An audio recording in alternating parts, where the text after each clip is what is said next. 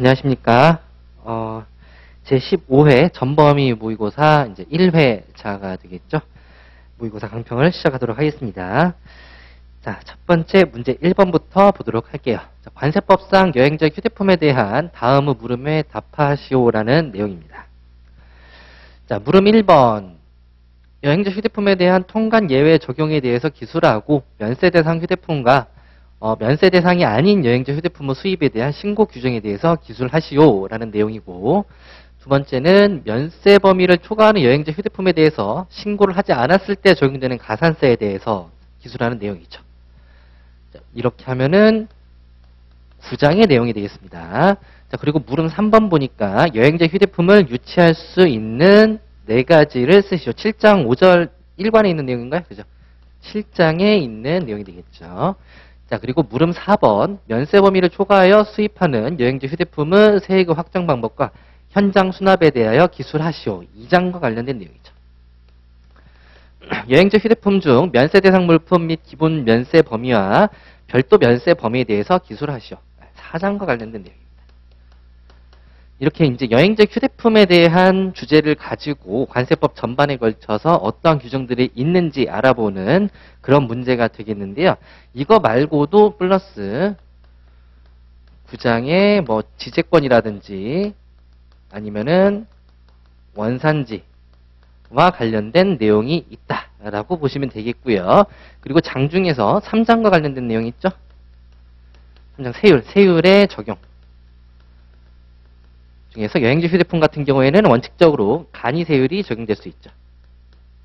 요 내용까지 해서 전체적으로 여행자 휴대폰에 대해서 이러한 구조가, 이러한 법령이 있다라고 생각하시면 될 것 같습니다. 이 문제의 전체적인 흐름은 관세법상 여행자 휴대폰에 대한 규정을 언급하시오라고 했을 때, 첫 번째 9장에서 이제 수입 통관과 관련된 내용. 그리고 수입 통관할 때 해당 물품에 대해서 세금이 적용될 수 있게, 세액을 확정해야 될 수 있죠. 그러니까 2장과 관련된 내용. 그리고 2장에서 과세 요건 중에 세율은 3장에 나와 있으니까 3장과 관련된 내용. 이런 흐름으로 나와 있다라고 보시면 되겠습니다. 그리고 보충적으로 여행자 휴대폰의 유치와 관련된 내용. 이 흐름을 가지고 문제를 내봤습니다. 자, 물음 1번 같은 경우에는 통관의 예외 적용에 대해서 기술해라라고 했죠. 그러니까 여행자 휴대폰을 관세 통로 이런 곳에서 소비 또는 사용한 경우에는 수입으로 보지 아니한다. 그래서 수입으로 보지 아니하는 소비 또는 사용을 써주시면 되겠죠. 자, 그리고 면세 대상 휴대폰의 수입. 면세 대상 휴대폰 같은 경우에는 241조 2항이죠. 생략되거나 아니면 간이한 방법으로, 관세청장이 정한 방법으로 신고를 할 수 있는데, 그 중에서 면세 대상이면은 생략 대상에 해당이 된다라고 보시면 되겠습니다. 그리고 면세 대상이 아닌 여행자 휴대폰에 대한 수입 신고 규정이라고 하는 것은 당연히 관세청장이 정하는 간이한 방법에 의한 신고를 써주시면 되겠죠. 그것 플러스 4장에 있는 간이 신고는 자진 신고. 자진 신고 내용도 같이 써줘도 되겠습니다. 자, 그리고 물음 2번. 면세 범위를 초과하는 여행자 휴대폰에 대해서 수입 신고를 하지 아니하였을 때 여행자 휴대폰은 미신고 가산세, 무신고 가산세가 되겠죠. 무신고 가산세 써주시면 되겠고. 자, 그리고 여행자 휴대폰을 유치할 수 있는 사유, 뭐 관세를 납부하지 않았다거나 아니면 뭐 식품과 관련돼서 부적합하거나 이런 내용들 써주시면 되겠죠. 자, 그리고 물음 4번. 면세 범위를 초과해서 수입하는 여행자 휴대폰의 세액 확정 방법하고 현장 수납에 대해서 기술하시오. 세액 확정 방법은 원칙적으로 부가고지 방법이죠. 이 방법이죠. 그리고 현장 수납과 관련해가지고 현장에서 관세를 수납할 수 있는데 납부고지를 해야지 수납을 할 수 있죠. 이것은 구두로 할 수 있다라고 써주시고, 그 다음에 현장 수납 까지 써주시면 되겠습니다. 그래서 총 3가지 목차로 되어 있다라고 보시면 되겠습니다. 자, 그리고 여행자 휴대폰 중 면세 대상 물품 및 기본 면세 범위와 별도 면세 범위에 대해서 기술하시오 라고 했으니까 면세 대상 물품은 법률에 있는 내용하고 시행 규칙에 있는 내용 같이 써주시면 되겠고요. 그리고 기본 면세 범위, 별도 면세 범위 따로 나눠서 써주시면 되겠는데 여기에서 새롭게 개정된 내용 아직 기출은 되지 않았습니다.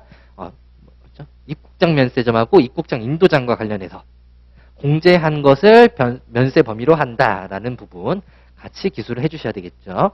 그리고 별도 면세 범위 같은 경우에는 표로 되어 있는데 표를 제가 문장으로 바꿔서 써놨으니까 이런 식으로 기재하면 되겠다라고 생각하시면 될 것 같습니다.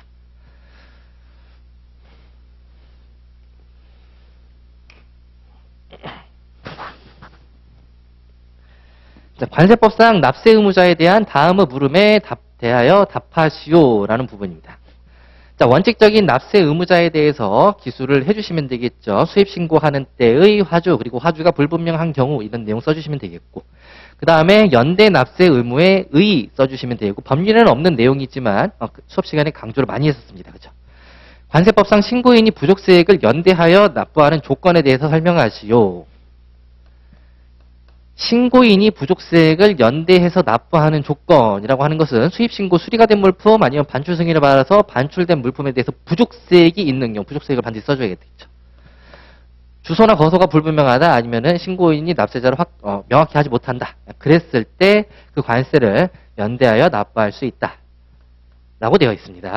자, 그리고 물음 2번. 수입 물품에 대하여 실제 화주가 신고인과 공모하여 납세 의무자를 다른 사람으로 신고하여 관세를 포탈한 경우 연대 납세 의무와 관련된 내용 중에서 이제 공범과 관련된 내용이 되겠죠. 그럼 각 당사자에게 적용될 관세법 11장 벌칙 그리고 납세 의무에 대하여 설명하시오라고 했네요. 그래서 포탈범은 누가 되겠습니까? 실제 화주가 되겠죠. 270조 적용이라고 생각하시면 되겠고요. 나머지 공범 같은 경우에는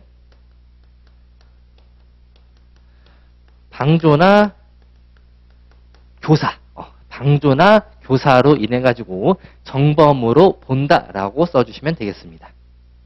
자, 그리고 납세 의무에 대한 내용이라고 언급을 해놨으니까 19조에 있는 납세 의무와 관련된 내용 써주시고 그 다음에 그로 인한 이득이 없는 수입 신고인하고 납세 의무자로 신고된 자는 제외한다라는 부분은 반드시 써줘야 되겠죠.